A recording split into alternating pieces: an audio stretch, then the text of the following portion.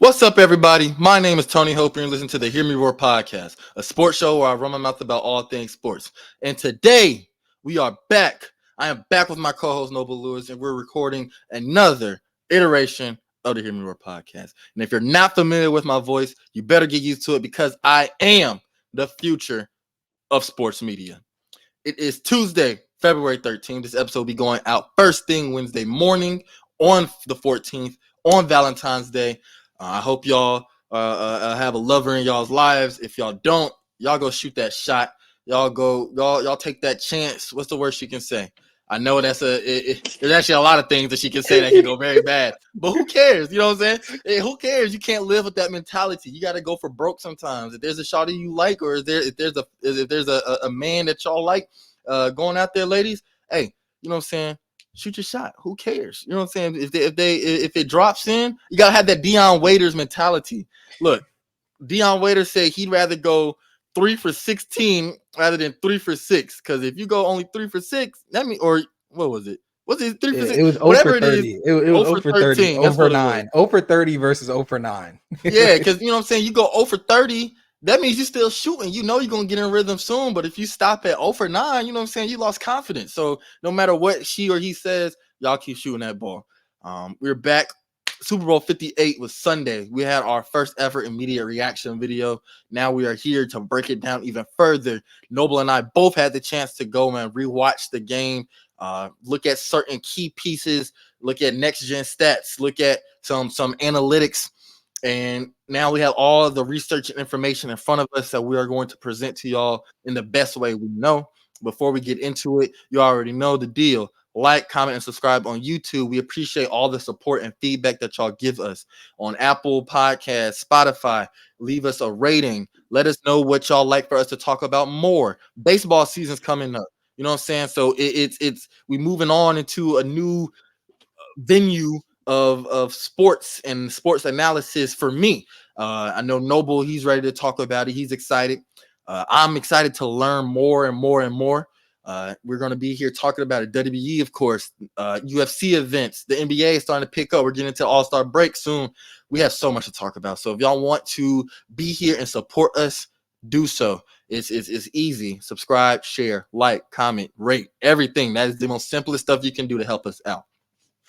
So without any further ado, let's get right into it. Super Bowl 58, Sunday. It was the most watched, not even just Super Bowl in NFL history. It was the most watched U.S. program ever. It brought in 123.7 million viewers, and that was over the platforms of CBS, Paramount Plus, Nickelodeon, CBS Sports, and everything. Tally that all together, 123.7 million viewers. The Super Bowl halftime show performed by Usher, that little sneaky man right there, and his Mr. Take Your Mr. Take Your Big Ways. We can get into that later as well. It was the second Super Bowl ever to go to overtime. We don't need to reference the first one. We already know. It was a very entertaining game. The score was 25-22. The Chiefs won literally at the final remaining seconds. Heartbreak for Noble and any other 49ers fan out there. However, none of us can deny it was a great game. So, with so much to talk about, with so much to get into, we know we've talked about the team effort on our immediate reaction video. Who were some of the individuals, whether it's coaches, players, whomever, that had a particularly great game during the Super Bowl to you?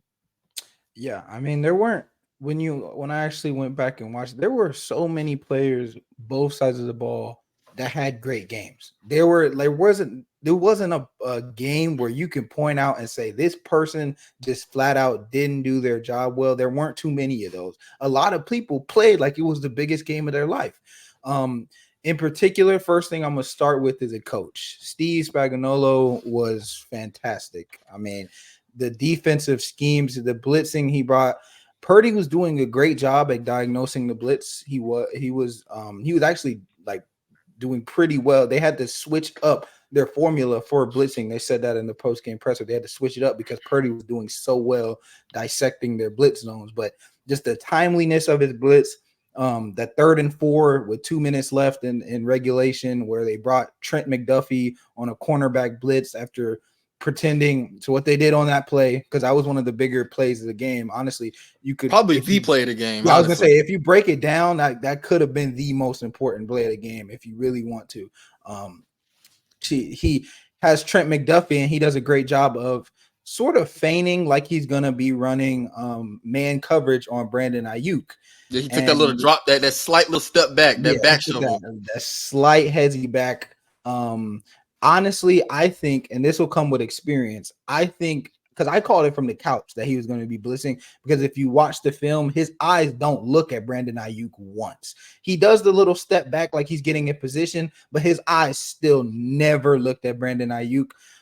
So he brought Steve Spagnuolo, dialed up that cornerback blitz, and I saw an angle. I watched the angle. Brock Purdy just barely weren't. He threw his sidearm a little bit because McDuffie was right in front of him, and it just barely hit his arm. He almost got it through that little angle, but it should have been a hot call on Trent McDuffie, and they should have picked that up, and he could have went to Brandon Ayuk, because the safety playing over the top was 15 yards off him, and Brandon Ayuk had a slant.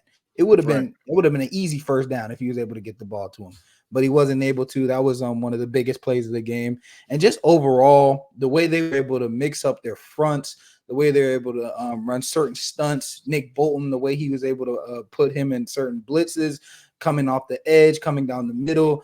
Steve Spagnuolo, I mean, he was part of that Giants defense, or he was DC of that Giants defense that had that lockdown playoffs in the 07. So, I mean, he knows how to dial it up when it's time, and he did exactly that. So honestly, I give him probably the most credit out of almost anybody in the bowl, other than maybe Patrick Mahomes, especially defensive, especially coaching wise. Because like we said, it was going to be a chess match between Spagnuolo and Shanahan, and most of the time Spagnuolo won, and obviously in result Spagnuolo, the Chiefs won. So that's one of the easy highlights.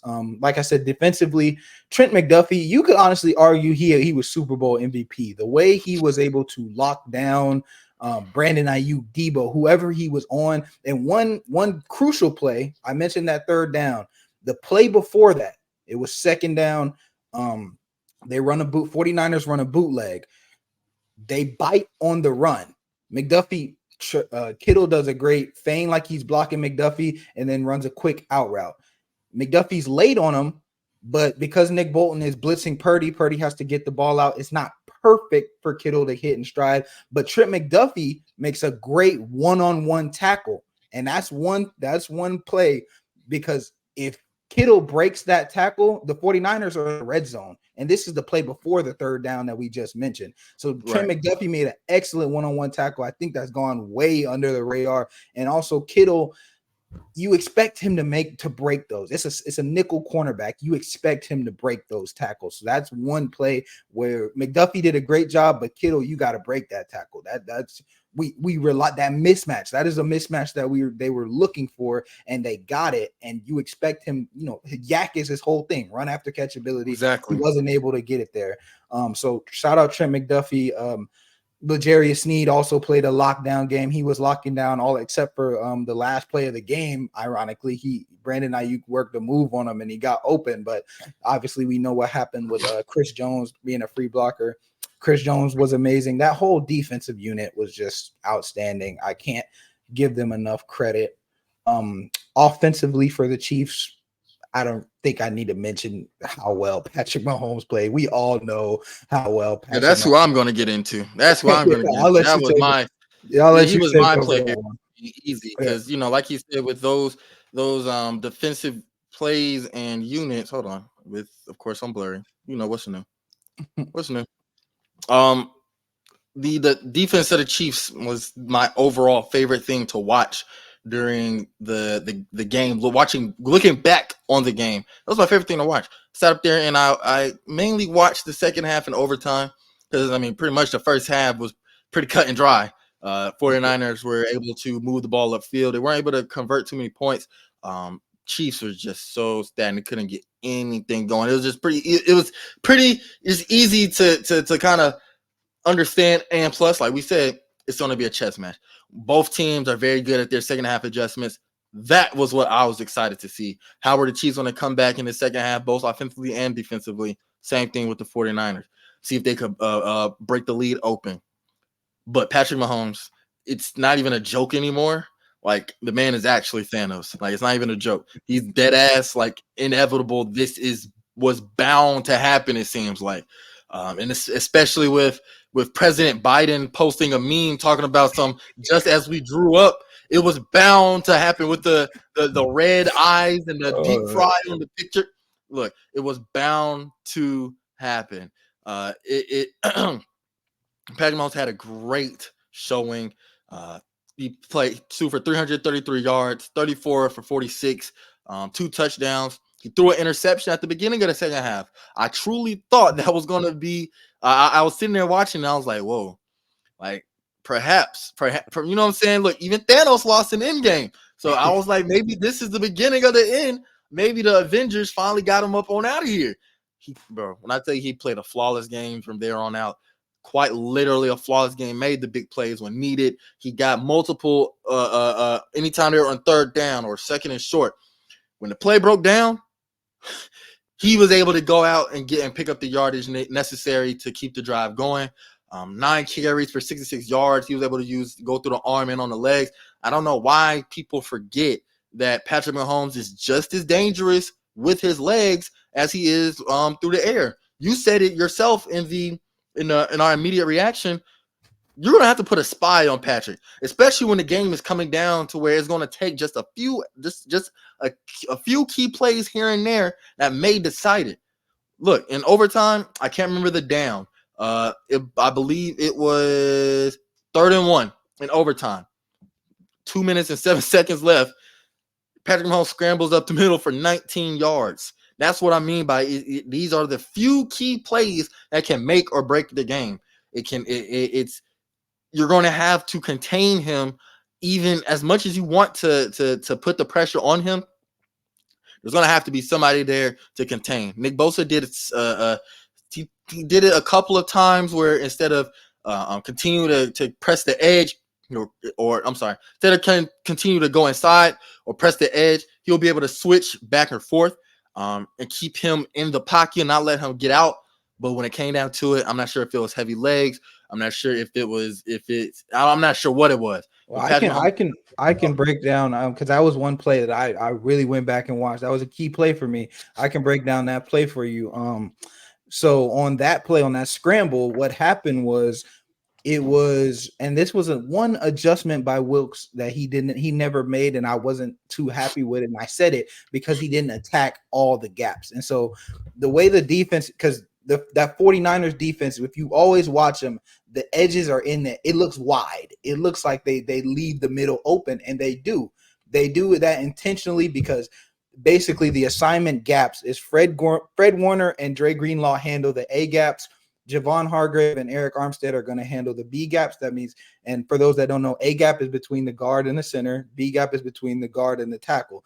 So Eric Armstead and Javon Hargrave handle the B gaps, and then you have Bosa and Chase Young on the C gaps. That's kind of how they attack. Well, on that play, Hargrave wasn't in, so they had the backup D tackle in, and even though it was a pass play, what happened was you got Chase Young coming off his edge, Bosa coming off the edge like normal, but the backup tight end Givens gets doubled, so his back is towards the sideline. He has no leverage to get inside. Eric Armstead on that play attacks the B gap, so he goes outside. So like you saw, that's exactly why he was able to take off over the middle, because the two D tackles and Hargrave, if Hargrave was in, he might have been able to beat the double because we know he's capable of doing that. But because it was the backup D tackle, now he's getting doubled. He was taken completely out of the play, and you had Eric Armstead going outside leverage. Patrick Mahomes saw that immediately, and he used his legs. Took off. Yeah. Literally just took off. He didn't even hesitate. And, that's what makes him so dangerous as a quarterback because, contrary to I guess one of his contemporaries, really nobody you can compare to him that's currently in the league, uh, minus I guess the legacy of Aaron Rodgers, but not even maybe. Uh, Josh Allen. Josh Allen is he kind of he forces things a little too often. We said that was a big critique of his and why sometimes the Bills have yet to get past the divisional due to the their style of play. Patrick Mahomes, on the other hand, he's gonna take what you give him. Just like you broke down, he saw it, immediately took off. He wasn't going to sit up there and still trying to try to put the ball over the middle or find one of his receivers. He's going to take off and get 20 yards. In that case, the easy way. Picked it up easy. And it was in a crucial moment, 3rd and 1, almost 2 minutes left in overtime. And then if they didn't go down and score, that put them in position to kick a field goal and really put them in prime position to score. Period. Or score a touchdown rather. That just makes Patrick Mahomes so dangerous as a quarterback, as a player. He takes what you give him defensively, and he doesn't make too many errors. And now we're looking at a quarterback who's only played 6 years in the league, 28 years old. He's still under 30, and has 6 AFC title games. Every time he has started in his career, as his whole career as a starter, 6 AFC title games. That's every year. 4 appearances in a Super Bowl, 3 wins, 2 MVPs, 2 NFL MVPs, and 3 Super Bowl MVPs. So we're talking about GOAT status so early into his career. He's actually outpacing Tom Brady at their same, or not outpacing, but rather stats wise, his stats compared to Brady at 28 years old, same amount of rings and Super Bowls and such, but his passing yardage, he's way higher. Appearances, I think he has one more appearance higher as well. So we're looking at a player who is just and we can talk about this a little bit with how the Chiefs are currently set up, but we're talking about a player that might literally be the epitome of inevitable for the next 10 plus years. He's definitely was my individual that outperformed everybody on the field. I do want to give a shout out to Brock Purdy though. He had a great game. He's definitely the future of not even the future. He is now. And we're only going to see him get better as quarterback for the 49ers. And with every passing year, the expectations become higher. As far as play, I think he threw for over 4,100 yards this year. Had a great season. I think he had a great season. So, and this is his first full year as a starter, coming back off of an elbow surgery after the NFC Championship last year. He played a great game. Like you said, the Chiefs defense sent so much pressure at him all night. They were getting home. They were getting home. Yeah, they're getting home. I think Chris Jones, he was able to hit. He didn't get any sacks, but he hit Brock Purdy at least twice. So they were able to, and with the coverage as the Chiefs were playing, he was playing the best defense in the postseason. I'm gonna put them over the Ravens just because of how consistent and how locked down they were. And I'll read a couple pressure stats for you, just so that they know. The Chiefs had 9 unblocked pressure blitzes, 9 dropbacks where there was somebody coming free. And that was 51.2% of Purdy's dropbacks he was getting. He had a man in his face. Like I said, Aaron Banks gave up 5 pressures. That's the left guard. Colton McKivitz gave up 4 pressures. The right tackle. Spencer Burford gave up 3. Jake Brendel gave up 2, and Feliciano gave up 1. So, I mean, you can see how much they were in Purdy's face. And for the most part, like I said, he did a good job dissecting it. There were a lot of plays that should have been sacks that he was able to make at least something out of, at least if nothing else, to get the ball away. So I mean, it was ridiculous how much pressure that they were that the Chiefs defense was able to generate. Some of those from blitzes, very well crafted blitzes, other those from just being better than the 49ers offensive line. Another I don't want to because I don't want to say like it and he did what he could for his position. Oren Burks came in. He's the linebacker that came in for Dre Greenlaw. I mean, it's always next man up mentality. But like I said on the immediate reaction, losing Dre Greenlaw was one of the biggest hits that they could have taken. Oren Burks filled in for him, and here's how he did in coverage. He had 9 targets on him. He allowed 9 catches for a touchdown and a 134.7 passer rating when targeted, and had a 32.1 PFF coverage grade. Wait, He was when did what half did Dre Greenlaw get hurt in? He got her in the first quarter. It was first or second quarter. Okay, because And that's just for I the believe first half. Look, quarter. It was early second quarter, I believe. the first half, George Kittle or not George Kittle? What's his name? Travis was Kelce. He locked only up. had 1 catch for 1 yard. He was It locked wasn't up. until the second half when Buddy came in and he ended up finishing with 90 something yards, 10 catches or something like that. Yeah, 9 So or 10. it was a big loss losing Dre Greenlaw. Yeah, and I mean, they're gonna have to start. They're gonna start next season without him, so they're gonna have to find a way. They have a rookie that they drafted in the 3rd round. Can't think of his name. We'll see if he steps up in that position. Hopefully, they're able to find exploit their depth. But there's a lot. I mean, regarding next season, there's a lot to talk about. We can talk about that later because there's a couple questions. Like I said, that for the most part, the roster has some continuity. There's not a lot of people moving, but there are a couple. So once we get into once we get deeper into free agency talks, I can definitely start to explain at least the 49ers situation. Yeah, definitely. I mean, but they're still the cream of the crop of the NFC. Like they're still going to be expected to get back in that same game next year. But you know how crazy stuff can change, and there is a lot of question marks there. But bro, yeah, like that Chiefs defense though, man, that was the most impressive. Yeah, and defense. 49ers defense did a great job too. I can't say that. Look, Chase Young stepped up. He was acquired through trade from the Commanders, like right at the trade deadline, I believe. Trade deadline day.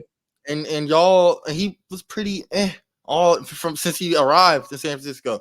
He played very well alongside Nick Bosa in the Super Bowl. Played very well. He's a free agent, but I'm not sure how the financial situation looks. If they can they can get him at a good price tag, I'm sure he could probably try to carry some of that over, especially now being with a team for a full off season, new team for a full off season. I'm sure that could probably carry over. The 49ers defense definitely wasn't anything to slouch at. Charvarius Ward didn't allow a single catch in coverage. He was locked down on his side of the field. Diamonor Lenore also had a great job in coverage. And I mean, you also gotta think that this team didn't have Dre Greenlaw and they didn't have Hufanga. So I mean, having an all-pro safety probably would have made a difference.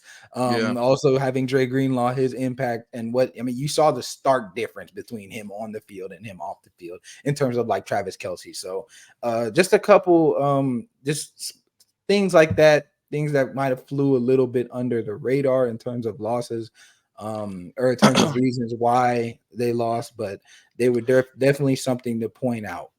It was a situation, honestly, where I think that the Chiefs just outplayed the 49ers in all aspects of the game, and it was just not outclassed. I don't want to say outclassed because that means you just got washed, but you just outplayed them, like from play calling to special teams.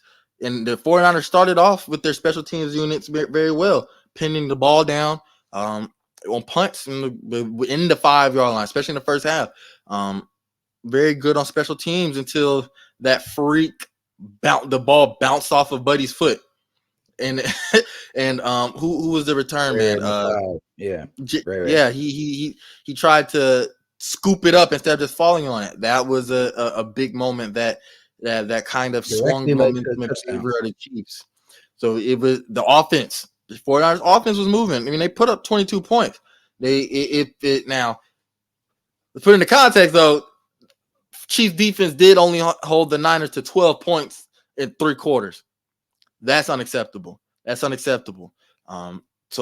I just think that the Chiefs it's slight, but they just outplayed them defensively, offensively, special teams, play calling.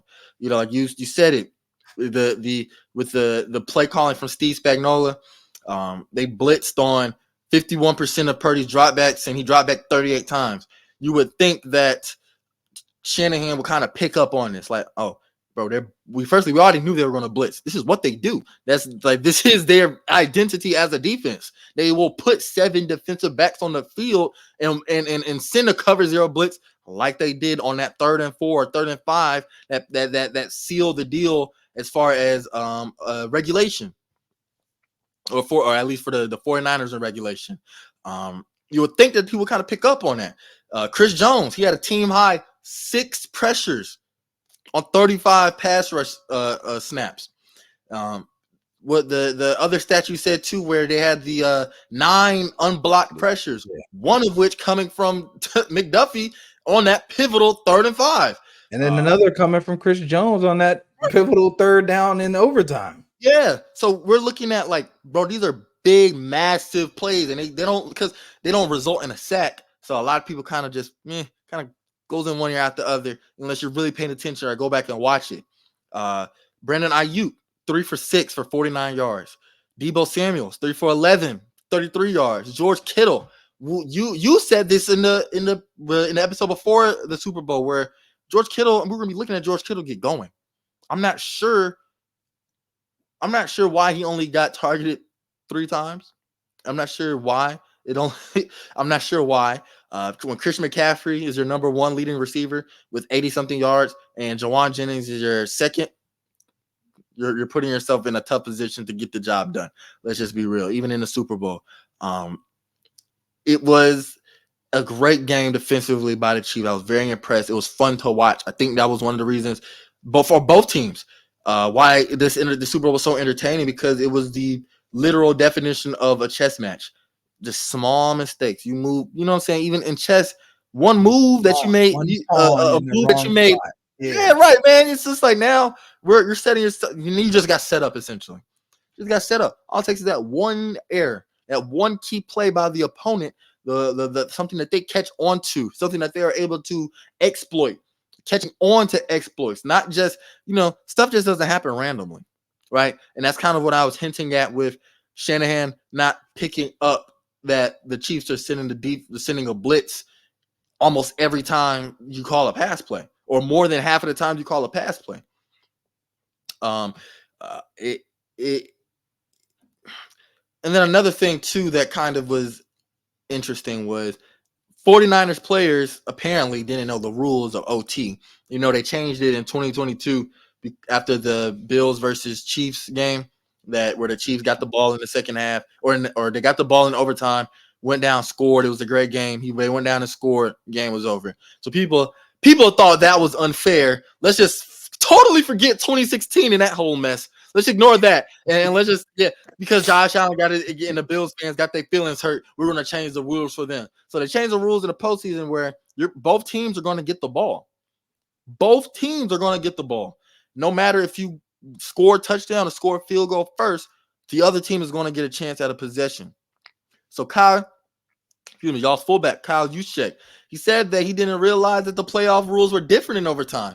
He just assumed that you want the ball to score a touchdown and win. So he didn't know. Eric Armstead, he didn't know about the playoff rules either. This is in the post-game interviews. So apparently this was a surprise to certain people on the field, even though the referee went over overtime rules. Yeah, Eric said he saw it. Yeah, Eric said he saw it he heard the thing and saw it on the screen during the OT thing. I mean, I think it's a little bit more of a non-story than it is made out to be a little bit more, because at the end of the day, it's kind of right. You really just want to get the ball and score a touchdown. That doesn't change. Like, it doesn't matter. You still want to get the ball and go score a touchdown. And then on defense, you want to stop them from scoring. That part doesn't change. So I really think, I mean, that is a little bit of Kyle Shanahan's fault on coaching that they didn't address that. Or Shanahan actually spoke about it in his pressers today. He said that he let the position coaches handle the responsibilities of telling them that. He told the position coaches to tell them. But I do think that they should have possibly, even if it was just briefly, prepare and just say, hey guys, just making sure by the way, such and such, these are the rules. Everybody be ready because you're Exactly. both units going to get on the field. And that, like you, to your point, Justin Reed said that the Chiefs had been talking about it since training camp. They've been discussing these rules for the playoffs. So, I mean, yeah, it's not as big as a story as it may seem, but I mean, that just goes to show that it's little, but one team was way over prepared. They were expecting this. They were training this. They were, man, we don't care if we never get into this situation. We're going to be ready for it. While the 49ers, on the other hand, look, they didn't even know. Like you said, Shanahan said, hey, he pretty much said, y'all go do it. Y'all go tell them. I don't got time for this. Y'all go tell them. That's what it's made out to be. Isn't it an excuse? No. There's some people out there that are excuse me, goddamn Bert. Some people out there that are trying to blame Shanahan or blame the decision to receive the ball first in overtime as if that's going to make a difference. Do y'all not, like, we just told you, the referee just told you, the rules are online. You can see all of this stuff very transparently.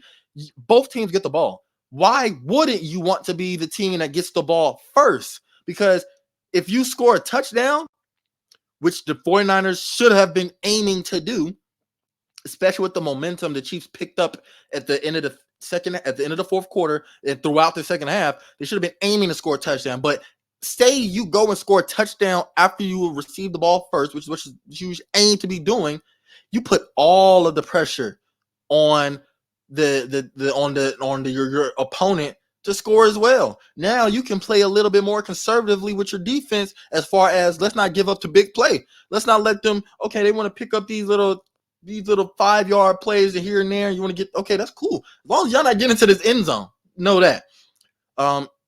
Now, my problem is, don't blame anybody for electing to receive the ball first. That's what you're supposed to do. You're supposed to go out there with the confidence that you're going to get points up on the board. My problem is the fact that the Niners didn't get points on the board, because I said it in the immediate reaction on YouTube.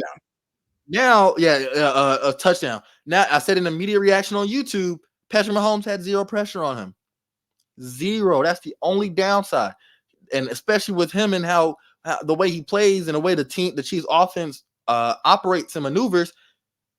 Look, okay, we go and kick a field goal with no time remaining. We play another 15 minutes. We go and you already know we're going to go for broke regardless. Honestly, we're going to go for that touchdown. We're going to end this right now. And it really took all the pressure off of the Chiefs and Patrick Mahomes that the 49ers were only able to get 3 points after a great drive in overtime. Christian McCaffrey was just eating up yards, just goddamn, just being a monster on the field, yet it didn't result in anything. I was very disappointed watching that. And once it happened, we said it in the reaction video too. It's just, once y'all only kicked the field goal instead of scoring a touchdown, man, we already knew what's going to happen next.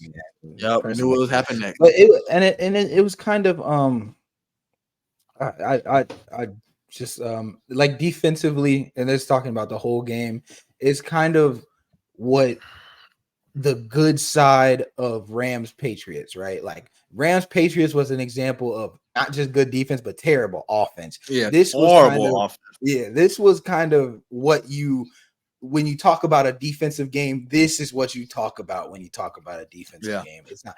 And regarding the OT thing, not to mention the fact that the 49ers defense had just come off the field. So they were tired. They had literally just ran a defensive drive. Obviously, they gave up the 3 to get to OT, but they had just come off the field. So that's another reason why he elected to receive the ball. So the argument against it is that if you kick the ball first, you know what you have to get. That's, in my eyes, that's not playing to win. In my eyes, that's playing to keep up with them. You have to, when you get the ball first, you know what you need to do. You need to go score a touchdown. I don't care about knowing that you only need 3. And secondly, no, that's not how championships work. Or that's not just that. Hold on, no, but not just that. Isn't that the whole point of playing football? Who the hell goes out onto the field and say, "Hey guys, we just got 3 points. We just got 3 points. Let's go ahead and clap it up." We just go. No, you go out there every drive with the intent to put 7 up on the board. Exactly. So in my eyes, that's just and Andy Reid and Mahomes were thinking the same way because and they said in the post game presser that they were going to go for two. If the 49ers scored a touchdown, they were going to go for two if they got a touchdown on offense. So they wanted to end the game with their offense on the field regardless. And I think that is the best mentality to have is you're going to go for the kill. Go for the kill if you have because I mean to put yourself to score. And then, to score, you have all the momentum. It just makes it that much easier to go for two. And so I think it's more of, I'll have to see it in action, but there should be no circumstance where you want to give the opponent the advantage of receiving the ball in overtime. It just gives them the advantage because the third drive, let's say you both they get a touchdown, you get a touchdown. Now it's sudden death. Now you might be thrown in 95 rules where they just get the ball in OT because all they need is a field goal. So I do agree. My problem isn't the fact that they kick the ball. That they receive the ball. My problem is that it's fourth down. A field goal is not going to cut it. You just have to accept the fact that a field goal is not going to cut it. If you don't get it, oh well, you can live with that decision like Dan Campbell, but you need the 7. They should have went for the 7, and that is one decision that I did not like at all. I didn't as well. I and really now this is a pretty good transition to. I don't want to start this off. Kyle Shanahan. We're gonna be talking about Kyle Shanahan. I've always maintained that some of his hate, it's a little salty Falcons fan, of course, but I call him the biggest loser in the NFL, one of the biggest losers in professional sports, period. And it's with good reason. Talking about a man who was offensive coordinator for the Atlanta Falcons, 2016, great offense, best offense we've ever had. We were up 28-3 with just over a quarter and like a minute left, and we lost that terribly. We choked that away. A lot of calls were made offensively that shouldn't have been done especially when we're supposed to be running the ball. Run the ball. Now fast forward to 2019, 49ers versus Chiefs, part 1, 10-point double-digit lead in the second half. Can't get the job done. Fourth quarter, can't get the job done. Fast forward till now, back in the same position. You only put up 12 points in 3 quarters. With that that juggernaut of an offense, you have the most playmakers on a single unit in the entire NFL, in my opinion. You got Christian McCaffrey, Offensive Player of the Year. Brandon Ayuk, Deebo Samuels. Yes, he was banged up. Yes, he injured his hamstring. He came back, still played through it. Of course he was. George Kittle. Kyle, the only team that actually uses your fullback to the extent that you do. You got Brock Purdy, who has who was talented in his own right. You only put up 12 points in 3 quarters. We're talking about that third quarter, man. That third quarter was one of the roughest quarters I've ever watched. You get a a pick, on fourth error, and then 3 and out, 2 straight back-to-back 3 and outs, and then another one that doesn't result in anything. That third quarter reminded me of that Eagles first quarter. It was terrible. It was bad to watch. Yeah, that was one of the worst quarters I've watched in my 49ers fandom history. And we're talking about these are just small things. You can't let these small things get away from you. And I say small because in the grand scheme, it's some of these things are small. Like you go into halftime up 10-3 against the Patrick Mahomes and a Kansas City Chiefs offense, right? You have Travis Kelce, one of the best tight end in the league, with only 1 yard and 1 catch. You already know that their receiving core isn't the strongest. They've been inconsistent. They still are trying to find their identity as far as that position is concerned. Why are you this? Should be the time for you to go for the kill. Open up everything in your playbook and try to put up points. Try to. We know it can be done. That should be the opportunity for y'all to take. And then now going into the second half, the Chiefs get the ball first, throws an interception. That is on your side of the field. That is prime real estate to put a touchdown up at least points. At least points, man. At least bro. And you come out with nothing. A You come out point. with nothing. You get an interception on their side of the ball, and you come out with a punt. That is terrible. And then now, because now all this shit adds up. We can't just look at these games that end close. It isn't just one thing. Like you can't put it in a vacuum. Because now, guess what? If you want to believe in a butterfly effect, so be it. That's what I'm gonna call it. Moody's kick gets blocked. Could have put it up to a 4-point lead, right? Instead of a 3. If you would have scored previously on any of those mistakes, on any of those opportunities to kind of put a little bit more cushion, a little bit more padding, put more pressure on Patrick Mahomes and the Chiefs, that field goal could have been inconsequential. You know what I'm saying? Of course, now we're going into the what ifs and the hypotheticals and such, but it's just something that you're going to have to take into consideration.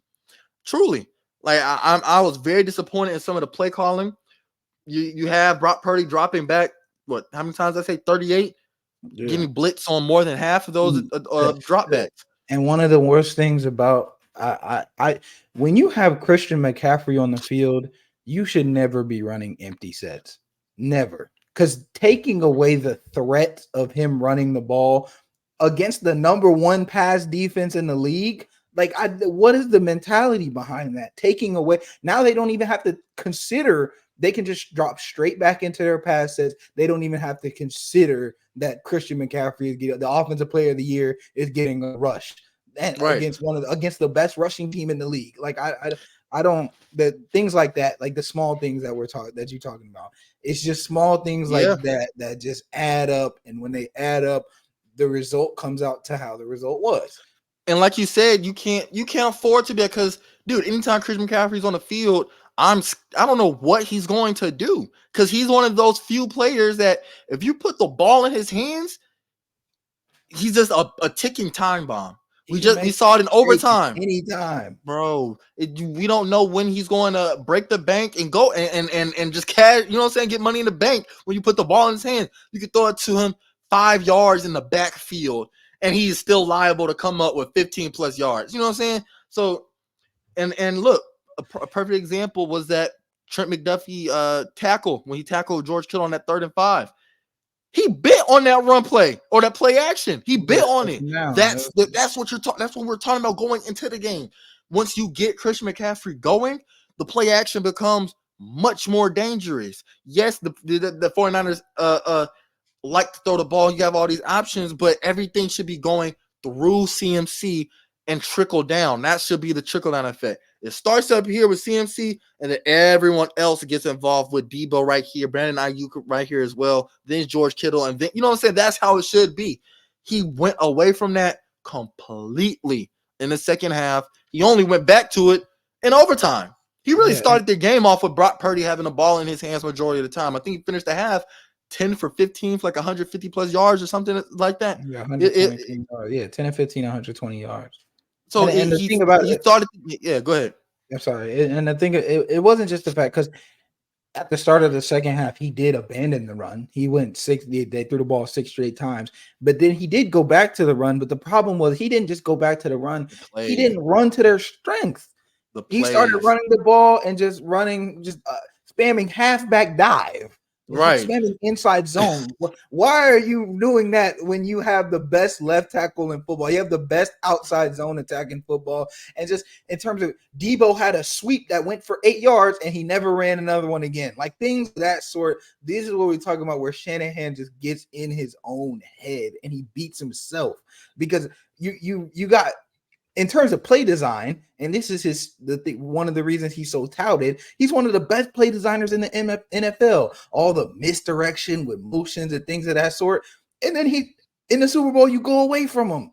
This is what we're talking about with why it just seems like he can't get over the hump, is because he goes away from what gets him to what makes them have success in the first place. I was so appalled, and just I was watching it with my brother, and he doesn't watch football, but I was sitting up there talking to him like he did, and I'm like, why are these fools running the ball to the right side? You have one of the weakest right side of the offensive line in the league, and And and, then and Chris on the Jones other is over side of the there. ball, right, and you want to keep running outside zones to the wrong side of the goddamn field. Why are you doing? And then it was with what's his name, backup running back Elijah Mitchell. It wasn't even with Christian McCaffrey. Inside zone runs are cool when you want to switch it up from what I'm saying, if you're gonna run three You've straight been killing outside them zone on the runs. outside. Exactly. You've been killing them Exactly. on the outside. Now you go Exactly. inside. But you have to earn that respect. You have to establish that. Put something in their face to where they're going to be like, oh, I'm not going to, okay, I'm going to have to actually commit on this run. He keeps chopping us up for these 6, 7, 8, 9, 10-yard runs. Man, we're going to have to start run committing. You know what I'm saying? Put some fear into this Uneven on the defense. left And you side. didn't. Like, exactly. That's just the thing, man. It's and because I mean, when you look at it, CMC only averaged 3.5 yards per carry. That's not CMC. He 22 for 80 yards. But that's what we're saying. He didn't go away from the run. That wasn't the problem. I mean, for a little bit he did, but he didn't entirely abandon the run like we've seen in the past. He just wasn't doing it. He wasn't playing to their strengths. He wasn't doing it to the left side. He wasn't doing crazy misdirections. He did a sweep one time. It was successful and said, "Oh, okay. I guess that's all we got to do there." Like that's. I mean, we can't express enough how many times he doesn't, and that's the reason why we question his ability to get over the hump, because it happens every single damn time, whether he's OC or he's head coach. This is what we say when this is what we mean when we say, yes, players are the one who are playing on the field. So of course they're going to get the most scrutiny. They're going to get the most eyes on them. That's why they're getting paid all the money that they're getting paid. However, your duty as a coach, your duty as a play caller is to put your players in the best position to make plays, to put your players in the best position to win games, to come up big when it matters most. And I mean, we've seen it countless of times in just the Super Bowl, 28-3 this year, the Super Bowl 58. Pete Carroll calling a damn pass play on the fucking 1 yard line. This is what we mean by you have to put your players in the best, because you know what I'm saying, not everybody has that. Man, Brock Purdy ain't finna goddamn call an audible and say, look, CMC, I'm gonna hand this ball to you and you're gonna run to left. You don't got to stand like that. You know what I'm saying? We see vets who don't do that. Right. So it's one of those things where it's up to you. It's your responsibility to put your players in the best spots to make plays and win games. Because at the end of the day, you know what I'm saying? Like that is what your primary job is. Because you're not the one out there making the plays, but you're drawing them up. You're the one who is scheming them. Kyle Shanahan, we look at him as one of the best play callers in the league right now. Probably behind Andy Reid. Would you put Sean McVay over him or Mike McDaniel? Not Mike McDaniel. Sean McVay is close. They're very. I mean, top three. Top three, right there. And it's to get to we talking about Sean McVay has a ring. Andy Reid has multiple. There's one play caller that can't get the job done. And I think now it's like we can't blame the players for this. Okay, yeah, I look at Devontae Freeman missing that block and saying that right there was the nail in the coffin. That solidified us losing right there when Matt Ryan got sacked because Devontae Freeman missed his block. But it's never just one thing. You know what I'm saying? A landslide doesn't just start all at once and shit just crumble. It starts with some dirt rolling, then some more dirt rolling, and then it starts crumbling, and then the ground starts falling. You know what I'm saying? So it's never just one thing. So I was very disappointed watching some of those play calls, watching how he seemed to what did you call it in the reaction? You said that it seemed as if they were playing not to lose rather than playing to win. And that is one of the most frustrating things to watch as a fan, is to see your team playing conservative. Man, go for the kill. Chiefs don't play conservative. The Chiefs are going to kill you. If the Chiefs can kill you, they're going to kill you, bro. They're going. And if they die on their shield, they're cool with it. Exactly. Like you said, they were going to go for two. They have no problem. They're gonna live and die by their strengths, and that's the Yep. way to play. You Yep. don't want to die by your weaknesses. You don't want to get shot in your Achilles heel. You want to if you're gonna die, you gotta die charging head You forward. better put 15 shots in my chest, boy. That's what you have to do. I ain't finna go down like that. Hell no. So You ain't finna man, that's what you gotta do. Like, you have to go for the jugular, and this is with all sports. All sports. You know what I'm saying? That's why, you know, in fighting, okay, you might have won the first 2 rounds, but if you do the third round and you're just running away the whole time on the back foot, or you get a takedown and you just hold them rather than looking for a submission, looking for a finish, looking for ground and pound, or you know what I'm saying? Like, that's an unimpressive performance. You're not going up on the card like that playing conservative. Football, we see it. You're not going to win games playing conservative, and if you are playing conservative, you're asking for it, because now you're going to go against a team that where being conservative isn't enough. The Chiefs are one of those teams because you can't play conservative with them. You have the 49ers versus Lions. What was one of the main things I was saying? Why did Dan Campbell kick a field goal instead of going for it at the end of the second half on 4th down? Why you take that chance? You're new to this. So that means you should be taking as many chances as possible to put to seal the deal and to beat your opponent into submission. That's what you should do. You're new here. You know what I'm saying? 49ers been in the conference championship game. You know what I'm saying? This is not a new experience for them. And you got them on the ropes. And guess what? You let off the gas. You stop throwing that jab out. You stop throwing that jab out and started dancing around, trying to get into countering again, and you kick that damn field goal. That's one of the most annoying things watching football and watching sports in general is when you let off the gas. You don't let off the gas in a race. You don't let off. Look, me and you, we work out way more than most, like at least 95% of the people our age. All right, we're always in the gym. We're always putting in work. When we get to our last set, we don't go to our last set goddamn pushing through it slow. We're gonna let burn that shit out. 3 more. Man, what? Like, We burned it out. like you gotta You go, kill it, you man. can't no more. And then you go another rep and see if you can get through that one too. That's why like you don't do that. Last round of sparring, that's when you go as hard as you can as far as like pace. Last round of the fight, man, I'm letting everything out because I know at the end of this fight, oh man, I got all the rest in the world. You know what I'm saying? That's how it should be. And I don't like how Kyle Shanahan strayed away from that. You got nothing to lose, man. You got nothing to lose and everything to gain. Yeah, this is the last game of the year, bro. This is the Super Bowl.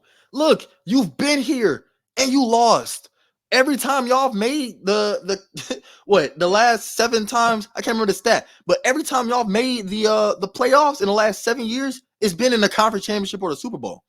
Since 2020, every year, if they don't make the NFC, you have to play them to get to the Super Bowl unless they miss the playoffs, which was 2021. Yep. In each of their last 7 postseason trips that they've made, they have lost in either the NFC Championship or the Super Bowl. We're talking about dating back to when y'all lost against the Giants. You know what I'm saying? We're talking about like we're talking about a long streak. 2012 Yep. Giants, 2013 Super Bowl, 2014 Seahawks. Yep. Now you go to 2020 Chiefs in the Super Bowl, 2022 Eagles. Or no, sorry, Rams. Rams. Yeah, you're right. Rams. 2021 Rams, 2022 Eagles, and then now Super Bowl again. Like it's tough, bro. And obviously the first 3 were hardball. It weren't Shannon, wasn't Shannon, but still, it's tough. Like it's hard, and you know the 49ers are still in a good position. They're still the cream of the crop at NFC. I mentioned it earlier. You got Brock Purdy, who's still on his rookie deal. The man is perfect for y'all's cap situation. 7th round rookie deal, right? So that man is getting paid nothing, dude. He probably still needs to live with a roommate until he starts picking up some damn sponsorship. So until he gets some sponsorship, he did get that Toyota sponsorship. Okay, so now he got a little coin. I'm saying he got a little coin. He can kind of move out now. He can do his own thing. But shit, I wouldn't be surprised if he asked his mom and dad for some food or asked for a little gas money here and there. I would not be surprised. That 7th round pick money ain't nothing, man. So, but you still got players locked up. Nick Bosa, of course. I think he's making what Kittle, 34 million or Warner, something like that. Kittle, Debo, Warner. Kittle, Warner, Eric Yep. Armstead, Hargrave. Like I said, like I said earlier, they have a lot of the same pieces. There's only a couple pieces that are free agents slash deals that need to be worked. So it's they're in a good spot still. They're still the team to beat in the NFC. Yeah. It's just There's no the reason to panic. mental, yeah, but the mental, physical, emotional toll. And Tabor Pepper, the long snapper for the team, tweeted it out that it's just such a grind to get back to that point. It hurts so much more because you feel like everything to get to that point was wasted. All the crazy plays, all the effort that you put in to get to that point feels wasted, and it is an emotional or like a mental toll because you start to feel, and this is me as a fan, I start to feel like the regular season literally doesn't even matter now. I Right. literally can't. It's hard for me to look at the regular season the same, knowing the postseason it's one and done. As soon as you get to the postseason, nothing else matters. So Yep. it's a mental. There is a mental toll, and that's why you see certain Super Bowl hangovers. But in terms of pieces, like I said, they've been there. This is not their first. I mean, a couple of their players, that was their second time, so they know what it. They're not. I don't want to say used to losing Super Bowls because that sounds terrible, but Yeah, nah, hell no. That's they've horrible. been they understand what it takes to get back. They understand that it's a long process, and I mean, aside from that injury-ridden year where they lost everybody, they made the NFC Championship every year since 2020. You got Yeah, the window is still open. The window is still it is wide open, 100%. and I mean, I can't help but think though, it reminds me of Sisyphus. You getting right there. That man finally pushed that boulder up the goddamn mountain. And then it just rolls back down. Every time I make the NFC Championship, every time I make the Super Bowl, that boulder just rolls right over y'all, and it sucks. Like y'all still like there's number one. We're gonna see how you're gonna have to replace Dre Greenlaw for the at least getting into the first few weeks of the season. Got to D find a Winters. replacement for him. That's his name, D Winters. He's D the Winters. rookie they drafted. Yeah, they drafted him last year. So we're gonna see how he does at NFL training draft. camp. We're gonna see if y'all can find some maybe give. I don't know if y'all can give him a chance to try to find somebody in free agency. Eric Armstead, he tore his I don't think they meniscus. got He's that gonna have much to have money. surgery. I don't think they got the But that's money. what I'm saying. It's tough. It's gonna be They- tough. Like Chase Young, he's gonna be a free agent. You're gonna have to find. You have to. You gotta bolster the right side of the offensive line Yeah, because man. I don't now care if they spend. Like I said, they don't care if they spend all 7 draft picks. Man, it's ridiculous. because to be honest, yeah, we know. Firstly, you should have abused running to the outside of the left side of the field, but at the same time, though, that's a whole area that y'all can't even use and exploit with someone like CMC. Like the CMC he's a physical back, but that's not his main thing. Marshawn Lynch, you could run that goddamn nigga anywhere on the damn field, and he's You gonna can break spam a few that tackles guy. or pick You some. can You know spam what I'm that saying? Nicky guy well. Derrick Henry, you can do that because y'all they're big enough and they're strong enough. That's their game. Chris McCaffrey just give him some space. He don't got no space on that right side, running to the right side, bro. So it's you got that's the main thing y'all have to do. And look at the Bolster that Chiefs. right guard. Look at the Chiefs' offensive line. They got arguably the best offensive line in football. And so Yep. you see that the formula, you need a good offensive line to be successful. The Bengals might have won the Super Bowl a couple years ago had they had a decent offensive line. So I Yep. mean, I don't know. And Kyle's kind of been negligent to that position group since he's been here. I don't know why, but you see what the difference is. I mean, you saw all the blitzes. You saw the in overtime him missing the protection because he didn't know what to do in that scenario. It's just they're gonna have to. There's no other choice. They have to address that position. Other than that, I look at this 49ers team and I expect them to be back here next year. And until the Falcons pick up Russell Wilson or Justin Fields, and you know what I'm saying, we back in this bitch and we back to this 49ers Falcons rivalry. We'll see y'all in NFC Championship game. But until then, until proven otherwise, I'll look at the 49ers and say, look, I like them back here next year. And And Now I on want to the give other one more. side, I do go want to ahead. give one more shout out to Brock Purdy, because when you think about it, in the fourth quarter, every time he left the field, he left with the lead. Obviously, you wanted a touchdown in some of those situations. In all situations, when would you not want a Yeah, touchdown? But every time he left the field, he did leave with the lead he got in points. overtime Mhm. as well. Yeah, when you needed it. I mean, you saw in the third quarter, the Chiefs were up 3. They said, "Purdy, we need some points." They went down and got 6. Yeah, Then the Chiefs tied it. They went down and got 3 more. Chiefs tied it again. And then OT went down and got 3. You wanted 7, but went down and got more. He did have the lead. They did have a chance, but they couldn't come through. So I do want to shout in terms of this is going to be the worst Purdy's ever going to be in his career, barring obviously when he's old. yeah, So I have it's so much different in terms of what I'm thinking, like in terms of next year versus how I was after the 2020 Super Bowl, where after the 2020 Super Bowl, it's like, is Jimmy G the guy? I don't know what, like, I yeah. was Y'all wondering left if that we needed game with a a damn quarterback. controversy. Yep. I was wondering if we needed, and we drafted a quarterback after that. After this Super Bowl, Purdy's the guy. He's the guy. He went toe to toe with Mahomes.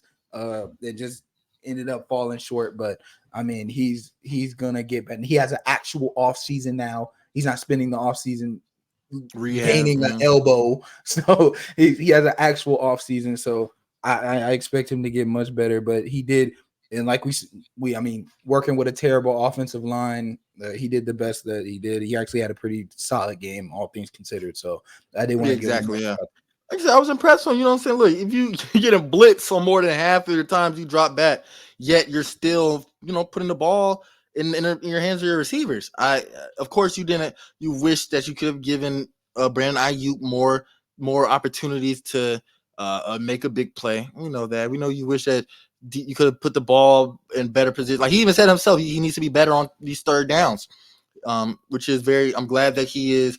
Uh, accepting of that. He's humble enough to accept that even though he might have played good for his caliber of player right now, he could have been better. And that's a sign of a learner. That's a sign of someone who wants to be great, wants to be elite, wants to win.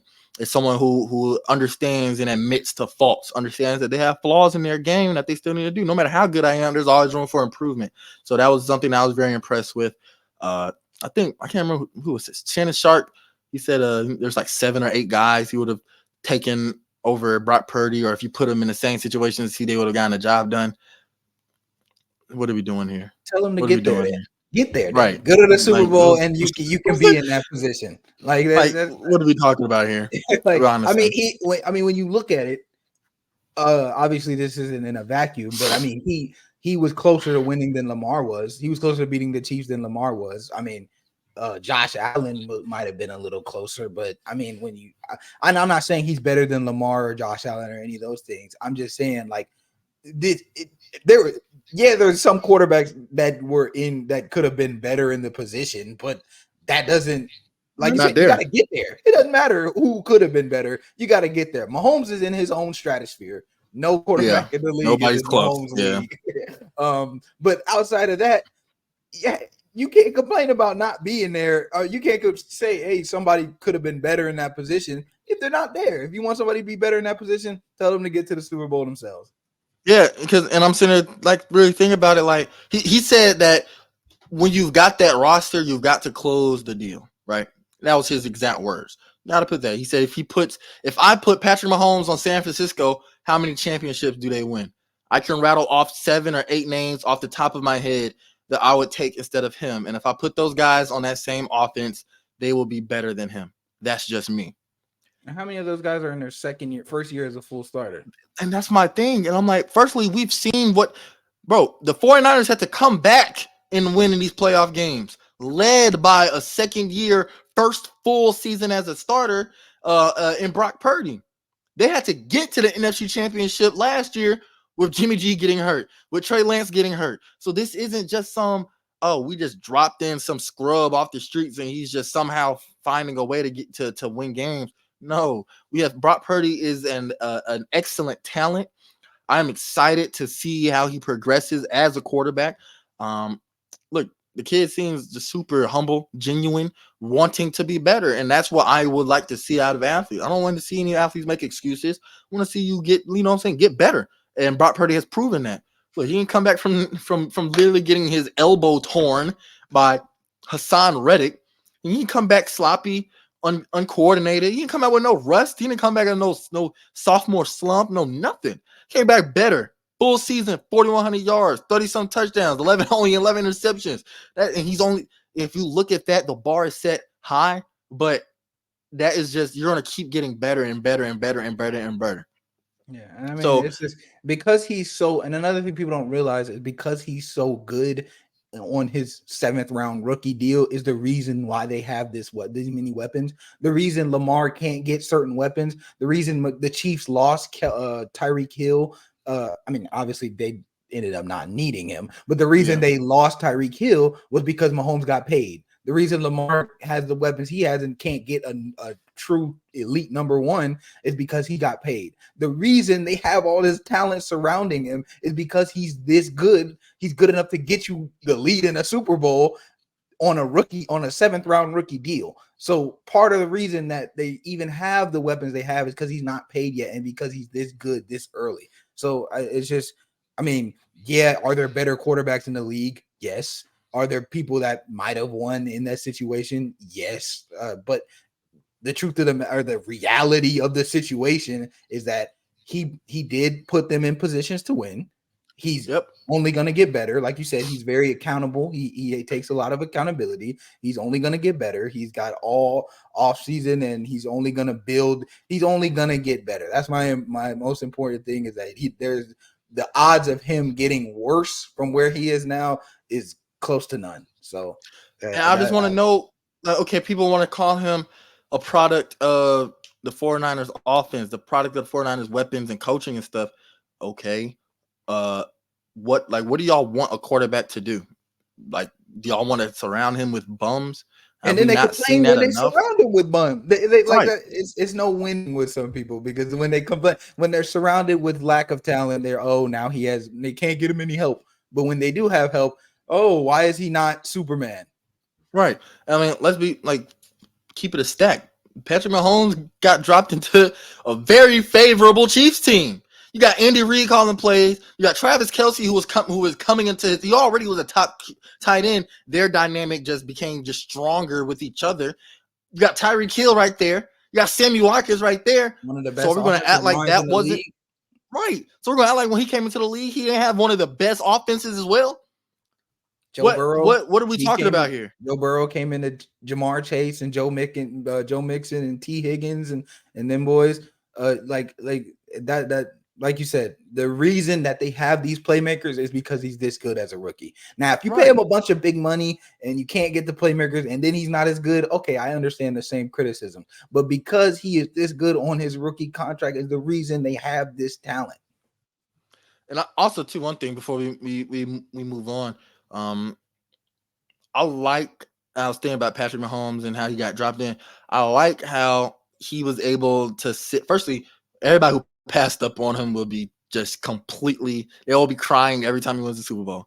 Every team that passed up on him, he got drafted 12th or 13th. Every 15th. Team that passed up on 15th, it's even worse. Every team that passed up on him ahead of right. So you're going to be crying for the rest of your lives. Man already has surpassed everything at those places. You know what I'm saying? So, but I like how he was, how they let him sit. Alex Smith. Let's not act like Alex Smith wasn't a top 15 quarterback in the league. He had some before he got his leg completely fucking snapped, almost amputated. He was a great quarterback. He was willing. Yeah, he was willing to help Patrick Mahomes as well. Definitely want to give kudos to management, front office, coaching staff, Alex Smith, Patrick Mahomes for being a learner, all of that. Because, you can have all the talent in the world, which he did. But you still have there's still little nuances in the game that you can only learn through experience or through the tutorship or the tutelage of a veteran, of a mentor. And Alex Smith was that to Patrick Mahomes. They need to do that. They need to do that. That needs to be a common thing. I know some teams can't afford to And I know that players like CJ Stroud, who come in and have an amazing rookie year, just make it like, well, if he can do it, why can't you? Same thing in NBA. But it needs to. I like at least that was Patrick Mahomes' career arc. He started off as a backup. He didn't play his first year as a starter. I like that. I like that. That and people don't understand how much situation. Look at Baker. Look at Baker. I mean, obviously, this Browns team, he just needed a change of scenery, and now he's looking like a top quarterback, a top 12 to 15 quarterback in the league, arguably higher. So you could, I mean, it's just there's so much that comes down to situations. Bryce Young, we don't know what Bryce Young's going to be because he got dropped into the dumpster fire of the league. He got dropped into the Pistons of the NFL. We don't know what his talent's going to be. He has no talent to throw to. He has no offensive line. He has a terrible play caller. So you can't evaluate talent properly in certain situations. And like you said, being able to sit, but there's so much expectation so fast. Everything's so fast paced in this league. Nobody's willing to sit behind, let guys sit behind a vet and grow and let them develop as a player before getting thrown into the fire. And it just, I mean, it's crazy to see that you see the formula that wins. It's not like they didn't win. The formula was to let him sit, and then they came back, went to the AFC Championship. So there's just and haven't missed it since. Exactly. So the expectation, like I don't get. Normally, it's a copycat league, right? You see someone have success with something, and you go out and follow that. For some reason, people are going the opposite direction. So I don't know what. Landing spots are so crucial. We're going to see it with Caleb Williams. We're going to see it with Jaden Daniels. Landing spots are crucial. Yep. And we're going to see, and they can really, I don't want to say make or break a career, but it can put that motherfucker on hold for a little bit. You know what I'm saying? We saw Baker Mayfield taking snaps on defense. That's how badly it can be. So in the practice squad with a red jersey on, so odd still to see in that image. But you know what I'm saying? It's one of those things where landing spots are definitely crucial. Even Brock Purdy, that man didn't have no expectations to play. But guess what? He still had Jimmy G. He still was able to see him. And yes, Jimmy G wasn't the absolute best quarterback, of course. I mean, you know, Jimmy G got to sit behind Brady. And that was exactly. And you know what I'm saying? And that's how it goes. So while Jimmy G wasn't the most impressive quarterback at times, and he was prone to mistakes and overthrown balls and just mental errors, IQ stuff, running in the back of his own end zone, playing football. Oh, that boy. Well, now that I say it, maybe the sitting behind him wasn't the best, but it's, you know what I'm saying, it's better than nothing. It's better than nothing. It's better than nothing, bro. And kind of going back to the Chiefs, is a three-peat possible? Right? They're the first back-to-back champions in 20 years, last of which being Brady. Is a three-peat possible for the Kansas City Chiefs? They got a lot of questions, or a lot of free agents, right? I don't want to say questions, a lot of free agents. Chris Jones, he's the biggest of which. He finished the year with 10 tackles, solo tackles, 14 sacks. Yeah. No, that's, I think I'm looking at the wrong year. Yeah, wait. He had 10 tackles. I'm definitely got the wrong 14 year. sacks. No, I'm definitely getting the wrong year. My stats are cooked. I'm sorry. He had 10 and a half sacks this year. Sorry. 10 and a half sacks this year.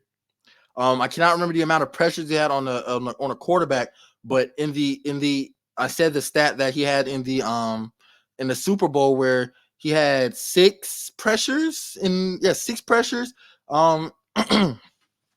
6 pressures on Brock Purdy in the Super Bowl. He is their best defensive player. Chris Jones is crucial to have onto this team. Crucial. And he's an unrestricted free agent. The Chiefs can't afford to lose him. I'm sure they're going to do whatever it takes to keep him. I'm sure he wants to stay as well. I don't think the man's going to leave. Mike Edwards, he's a free agent as well, unrestricted. Drew Tranquil, the linebacker. Willie Gay Jr. as well. L'Jarius Sneed, that's another big free agent for them. They're going to have to find a way to keep him as well. We'll just have.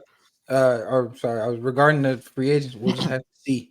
We'll have to see how they play it out because losing Chris Jones, that's probably the biggest loss they can take. Honestly, that's aside from Patrick Mahomes getting injured, that is probably one of the biggest losses that they can have, and he's gonna demand a hefty price tag. Yeah. With Mahomes having the cap hit that he has, Mahomes, and that's the thing, another thing why it's so unprecedented that they won. Mahomes accounts for 17% of the cap. It's a 53-man roster, and you got one man accounting for 17% of the cap. No quarterback having that percentage has ever won a Super Bowl. That's why another reason why this Chiefs and Mahomes is just so crazy that they were able to do this. But yeah, Mahomes accounts However, for though, the cap. however, don't you think that perhaps his contract compared to some of his peers is a little bit favorable for the Chiefs? As In the far as next like, couple well, years, is over the yeah. next couple years for sure. Because I mean, right now Mhm. he's still top 5 in league, but he has 10. It's a 10-year contract. He's locked into Yeah. that for a long Well, time. his cap hit is like 58 million. So I mean, he's getting a back. I mean, deservedly so. He's the best damn quarterback in football. But it's gonna be hard. It's gonna be hard to keep all, and this is why continuity in NFL is so hard, because it's gonna be hard to keep Chris Jones, Ladarius Sneed, and then the underrated player, the players you don't see as much of. Like you said, Willie Gay. He's an impact player on that team. Yep, Drew Tranquil. Yep. Drew Tranquil. So I mean, a three-peat, as long as you got 15 back. I mean, I said it. Obviously, it was different when he was going against my team, but I said it before the Ravens. You can never count out 15, and that has proved to be true. You can never count out Yep. Mahomes as long as he's on the field. That team is dangerous. But Hey, and what you said on real quick, what you said about him having taking up 17% of the cap is actually 23.8. I wouldn't even. He takes up a quarter of the cap. There's 53 players on the roster. There's Yep. 52 other guys that have to split up 74%. That's almost 1% per rest of the guys. Like that is That's insane. ridiculous. That's insane. It's unprecedented that they were able to win with that cap. Not to mention Travis Kelce taking up probably another 10% himself. 6%. Yeah, he's making 6% himself. Like 12 million. Yep. I don't know how. I mean, 15 is just special, man.